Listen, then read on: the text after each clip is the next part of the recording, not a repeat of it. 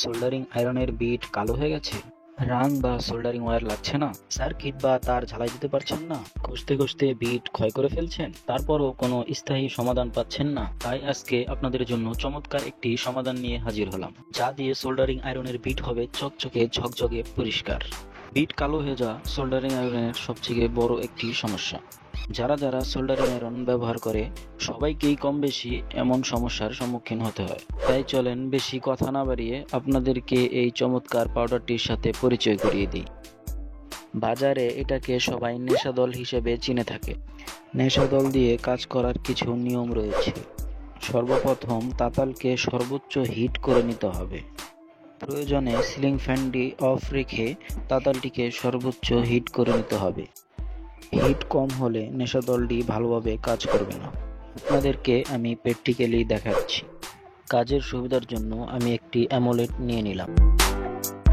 এখন নেশাদলের যে প্যাকেটটি রয়েছে, প্যাকেটটি থেকে আমরা অ্যামোলেডের উপরে একটু নেশাদল নিয়ে নিচ্ছি।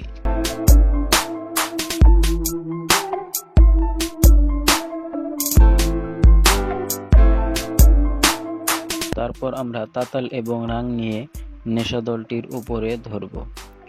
যদি তাতালটি সর্বোচ্চ হিট হয়ে থাকে তাহলে নেশাদলটি ছ্যাদ করে একটি শব্দ করবে, আর যদি তাতাল হিট না হয় তাহলে নেশাদল গুঁড়ি গুঁড়ি হয়ে জমে যাবে।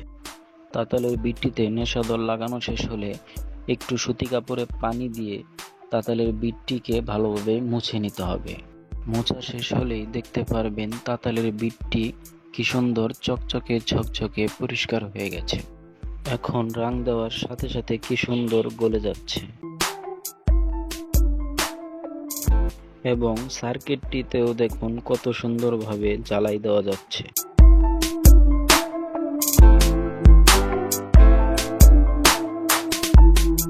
আশা করি এখন আর কাউকে তাতালের বিট নিয়ে সমস্যায় পড়তে হবে না।